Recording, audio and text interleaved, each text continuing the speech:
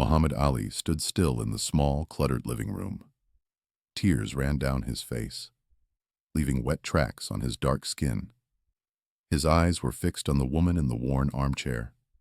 She was thin, frail, and coughed weakly into a handkerchief. This was Mrs. Johnson, the gym janitor's wife. The air in the room was heavy, filled with the smell of old things and sickness. Mr. Johnson, a man who usually moved with purpose, stood beside him. His voice was flat, without any hint of self-pity, just a statement of fact.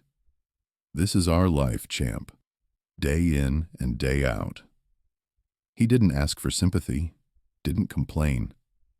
His words were a simple, heavy truth, showing the harsh reality of his everyday struggle. Ali didn't say anything. He just gave a slow, silent nod. His usual loud confidence, the swagger he carried everywhere, was gone. In its place was a deep, unsettling quietness that made the room feel even heavier. The camera, almost unnoticed, moved slightly. It showed a dusty bulletin board on the wall, tucked away in a corner.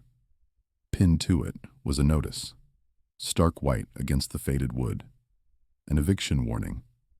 It wasn't clear what it meant yet, or when it was from, but its presence hung in the air, a silent threat. It was a sign that things were even worse than they appeared. Some battles are fought far from the ring. Ali turned his head slowly. His gaze landed on a faded photograph sitting on the mantelpiece above a cold fireplace. In the picture, a younger Mr. Johnson smiled, his face fuller, healthier. He looked carefree, a stark contrast to the tired, resigned man standing next to him now. What would Ali do with this unbearable truth? What could he do? The weight of it seemed to press down on him, a burden he hadn't expected to carry. He was a champion, used to fighting visible opponents in a brightly lit ring. But this was different. This was a battle against something unseen, something much bigger than any man. Before we continue, subscribe to the channel and tell us where you're watching from in the comments. We love hearing from you and seeing how far our stories travel. Your support helps us bring more untold stories to light. So, hit that subscribe button, join our community, and share your location. It really makes a difference. Ali kept staring at the photograph, his mind racing. The image of the smiling, younger Mr. Johnson seemed to mock the present reality. He thought about the gym, the sweat, the cheers, the glory. And then he thought about this small, dim room, the quiet suffering, the eviction notice. The contrast was jarring. He had known Mr. Johnson for years, a quiet presence in the background, always cleaning, always working. He had called him champ sometimes, a playful jab, never knowing the real battles Mr. Johnson fought every single day, far away from the public eye. Now, seeing the reality, it hit him hard. The man who swept the floors, who kept the gym clean for all the fighters, was living a life of quiet desperation. The tears on Ali's face weren't just for Mr. Johnson and his wife, they were for a world he thought he knew. A world that suddenly felt much bigger and more complicated than any boxing match. He felt a powerful urge to do something, anything, to change this picture. The question was, what? He was Muhammad Ali, the greatest. But what power did he have against this kind of quiet, grinding poverty and sickness? The answer wasn't immediately clear, but the feeling that he had to do something was overwhelming. To understand the full weight of what Ali saw, we need to step back in time to the Louisville, Kentucky of the 1960s, where Mr. Johnson's life unfolded. It was a city alive, with its own rhythm, especially in the lower-income neighborhoods. You could feel the pulse of a tight-knit community, a place where people knew each other's struggles and triumphs. The air often carried the soulful sounds of jazz, drifting from open windows, mixing with the rich, comforting smell of soul food cooking in kitchens. Kids played stickball in the streets, and neighbors sat on porches, sharing stories and watching the world go by. Yet, beneath this vibrant surface, the ever-present racial tensions of the era hummed, a constant low thrum that shaped daily life for many. Mr. Johnson's routine was a testament to his quiet strength. His days began long before the sun even thought about rising. He'd be up in the pre-dawn dark, the house still and cool, preparing for another long day. His first stop was the gym, where he worked tirelessly, sweeping floors, cleaning equipment, and making sure everything was spotless for the fighters. It was a demanding job, but he did it without complaint, his movements efficient and practiced. After his shift at the gym, he didn't go home to rest. Instead, he'd take on odd jobs, helping a neighbor fix a leaky roof, moving furniture for a friend, anything to bring in a few extra dollars. His quiet dignity was clear in every task he undertook, his work ethic unwavering despite the endless grind. He never looked for praise, just focused on getting the job done right. In his community, there were unspoken rules of survival. People looked out for each other. If someone was sick, neighbors brought food. If a family fell on hard times, a collection would quietly pass through the church. It wasn't always enough, but it was a collective resilience, a subtle network of support that kept people going. Their modest home, filled with worn but cherished possessions, was a sanctuary for Mr. Johnson and his wife, Martha. Their love was the cornerstone, a deep and abiding affection that made even the smallest joys feel significant. Martha was his world, and he worked every waking hour to provide for her, to keep their small havens safe. It was during this time, in this very gym, that Cassius Clay, soon to be Muhammad Ali, first entered their lives. He was a rising star, full of boundless ambition and a charisma that filled every room he walked into. He was loud, confident, and impossible to ignore, a stark contrast to Mr. Johnson's quiet background role. Clay would often joke around, playfully jabbing at Mr. Johnson as he swept, calling him champ in a teasing way, never knowing how much truth that playful nickname held. These small, everyday interactions, seemingly insignificant at the time, were actually laying the groundwork for the connection that would later bring Allie to Mr. Johnson's doorstep. They were brief moments of humanity, of recognition, between two men from vastly different worlds, yet bound by the shared space of the gym. Allie saw Mr. Johnson not just as a janitor, but as a person. Even then, as the years passed, the cracks in Mr. Johnson's circumstances began to show, slowly widening with each passing season. He was a man of immense dedication, a silent pillar of the gym, yet his hard work never seemed to translate into real progress. The systemic challenges he faced were like invisible chains, holding him back even as he strained to move forward. He encountered countless instances of subtle racial discrimination, disguised as everyday slights. At work, he was often overlooked for promotions, even when less experienced men were given opportunities. His suggestions for improving the gym, small things that would make a difference, were often dismissed with a casual wave or a polite but firm, "We'll look into it," which meant never. He was always the last to be considered for anything beyond his basic duties, a background figure whose contributions were simply taken for granted. Vague assurances from the gym management about better pay or benefits were a recurring theme, like a mirage in the desert. They'd say things like, "We appreciate your dedication, Mr. Johnson. We'll see what we can do next quarter." Or, "Times are tough.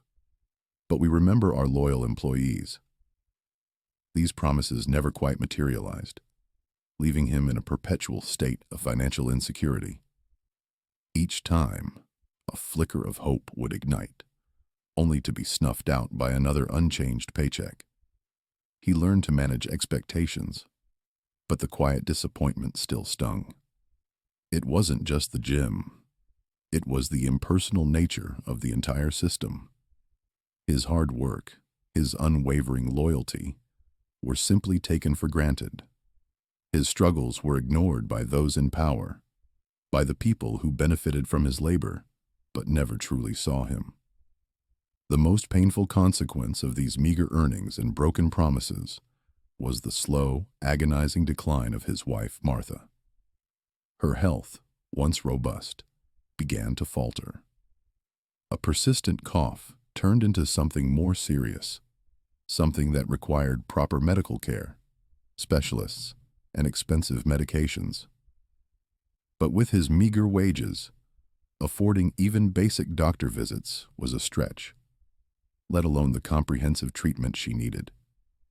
He watched, helpless, as she grew frailer, her once bright eyes dimming with fatigue and pain. Her illness wasn't a sudden tragedy. It was a slow, grinding consequence of their inability to afford proper care, a direct result of the system that kept him just above water, but never truly allowed him to swim. Each cough, each labored breath, was a reminder of what he couldn't provide, a heavy weight on his already burdened shoulders. The cumulative effect of these experiences was a quiet despair that settled deep within Mr. Johnson. It wasn't the kind of despair that cried out or made a scene. It was the kind that lived in the shadows, unseen by most. He would sit in his worn armchair late at night, the house silent except for Martha's soft breathing, and simply feel the weight of it all. The eviction notice that would later appear in Part 1 wasn't a bolt from the blue. It was the inevitable culmination of years of systemic neglect and personal hardship. It was the final, crushing blow in a long, drawn-out battle against circumstances that felt insurmountable. He had fought hard, worked tirelessly, but the odds were stacked against him, and the cracks in his life had finally given way. He was a man drowning slowly, silently, in a sea of broken promises and unacknowledged effort. The pressures on Mr. Johnson intensified steadily, a slow tightening of a vice he couldn't escape. There were quiet, strained conversations with Martha late into the night. Her voice, usually so steady, now held a tremor when she spoke about their dwindling resources. They'd talk about the rising cost of her new medication, each pill a small, bitter reminder of their financial struggles. The fear of losing their home, the only place they'd ever truly called their own, hung heavy in the air between them, unspoken but ever present. He'd try to reassure her, his words thin and hollow even to his own ears. The unspoken burden of not being able to provide adequately for his wife gnawed at him. He was a proud man, and the idea of needing help, of not being able to protect her from the harsh realities of their situation, brought a deep, quiet shame. He struggled to maintain his dignity, to keep up appearances, even as his world felt like it was crumbling around him. Neighbors, kind souls, offered what little they could. A bowl of soup, a few extra groceries, a shared prayer. But their own struggles limited their assistance. Everyone in their community was fighting their own battles, just trying to keep their heads above water. He appreciated their gestures, but it only underscored how alone they truly were in this fight. He noticed the subtle glances from others who knew their plight, the pity in their eyes that felt less like compassion and more like a judgment. He hated being seen as a charity case, as someone who had failed. He just wanted to be a man who could take care of his family, like he always had. These silent judgments, imagined or real, added another layer to his internal struggle. He felt utterly alone and helpless at times. There were moments of sheer despair, usually when he was by himself. Walking home from a second job late at night, or sitting in the dark living room long after Martha had fallen asleep. He would pray, simple, desperate prayers for a miracle, for some way out of the suffocating trap they found themselves in. Louisville summers were always brutal, and that year was no exception. The oppressive heat seemed to press down on everything, making the air thick and heavy. The humidity clung to the skin, making every movement an effort. In their small, cramped apartment, the air was often stale, despite his best efforts to open windows and create a cross breeze. The sounds of distant sirens were a constant backdrop, a grim soundtrack to the city's struggles and his own. The smell of exhaust fumes and simmering asphalt wafted in through open windows, replacing the comforting aromas of Martha's cooking. All these elements, the stifling heat, the close quarters, the constant background noise of urban life, underscored the psychological weight he carried. It was a physical manifestation of the invisible burden on his shoulders. He felt trapped, not just by circumstance, but by the very environment around him. Every day was a test of endurance, a silent battle against forces far greater than himself. He just kept going, one foot in front of the other, hoping, praying, that something would change before it was too late. He was nearing his emotional limit, feeling the strain of years of quiet suffering finally reaching a breaking point. Then came the final notice. It wasn't slipped under the door this time, but formally delivered by a man in a crisp uniform, a stark white envelope, a cold, official document inside. Only days remained before they would be forced out of their home. Mr. Johnson stared at the paper, the words blurring, his stomach clenching. He felt a desperate urge to tear it up, to pretend it didn't exist, but the reality was too harsh to ignore. He thought about a high-interest loan, something he'd always avoided, knowing it was a trap. But what choice did he have? It felt like the only way, a last, desperate gamble to keep a roof over their heads, even if it meant digging themselves into a deeper hole of debt. The thought made him sick, but he started looking into it anyway, a grim determination setting in. Just as he was about to make inquiries about those predatory loans, Martha's condition took a sudden, frightening turn. One evening, she began coughing uncontrollably, a deep, rattling sound that tore at his heart. Her breathing became shallow and ragged. Her skin, already pale, turned an ashen gray. He knew, with a terrifying certainty, that this was different. This wasn't just her usual sickness. This was serious. She needed immediate medical attention, the kind that cost money they simply didn't have. The local clinic, already stretched thin, could only offer so much. They needed a hospital, specialists, expensive medications. This event pushed Mr. Johnson past his breaking point. The eviction notice was one thing, but Martha's life, that was everything. He sat by her bedside, holding her frail hand, the grim reality hitting him like a physical blow. He felt utterly powerless, watching the woman he loved gasp for air, knowing he couldn't afford to save her. The next morning, his mind a blur of fear and exhaustion, he went to the gym. He moved through his tasks mechanically, sweeping floors, wiping down equipment. But his thoughts were miles away, back in that small apartment with Martha. He felt a heavy weight in his chest, a pressure that made it hard to breathe. Usually, he kept his troubles to himself, a private burden he carried silently. But that day, something snapped. He was standing by the water cooler, trying to catch his breath when a younger man, a new assistant manager named Frank, walked by. Frank was usually quiet, but he had always been respectful to Mr. Johnson.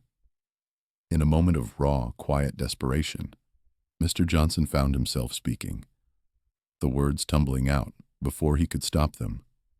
He told Frank about Martha's worsening illness, about the eviction notice, about his fear and helplessness. He didn't expect anything, just needed to vocalize the pain that was suffocating him. Frank listened, his face showing genuine concern, nodding slowly as Mr. Johnson spoke. Frank, though new to the gym, had heard stories about Muhammad Ali's unexpected acts of kindness, stories that often went unreported in the papers. He knew Ali had a soft spot for the people who worked behind the scenes, the ones often overlooked. Frank also knew that Ali, for all his public bravado, had a deep sense of justice and compassion. He saw the genuine despair in Mr. Johnson's eyes, the quiet dignity of a man pushed to his absolute limit. Later that day, when Ali was finishing his workout, Frank approached him. He spoke in a low voice, carefully explaining Mr. Johnson's situation, the eviction, Martha's critical health. He painted a picture of a good man, a hard worker, now facing ruin. Ali listened, his usual playful demeanor replaced by a serious expression. He asked a few sharp, direct questions, cutting straight to the heart of the matter. Frank answered honestly, conveying the urgency. Something in Frank's words, or perhaps the quiet desperation he'd seen in Mr. Johnson, resonated deeply with the champion. Without a word, Ali nodded, a decision made. He didn't tell Frank what he would do, but the assistant manager saw a flicker of resolve in Ali's eyes. That evening, as Mr. Johnson left the gym, his shoulders slumped, Ali quietly followed him. It was a spontaneous decision, completely out of character for the public persona of the greatest, but driven by a sudden, deep empathy for a man he had always known but never truly seen. He needed to witness it for himself. Ali followed Mr. Johnson through the darkening streets, the champion's imposing figure blending surprisingly well into the shadows.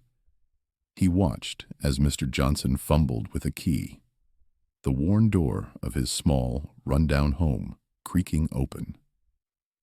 The light that spilled out was dim, yellow, and sickly. Ali stood for a moment, taking a deep breath, and then knocked. The sound was surprisingly loud in the quiet evening. Mr. Johnson turned, his eyes wide with shock, his mouth slightly agape. He recognized Ali instantly, of course, but couldn't fathom why the world champion was standing on his porch. Martha, frail and coughing in her armchair, looked up, her eyes struggling to focus. Her disbelief mirrored her husband's, a flicker of confusion mixed with a hint of fear.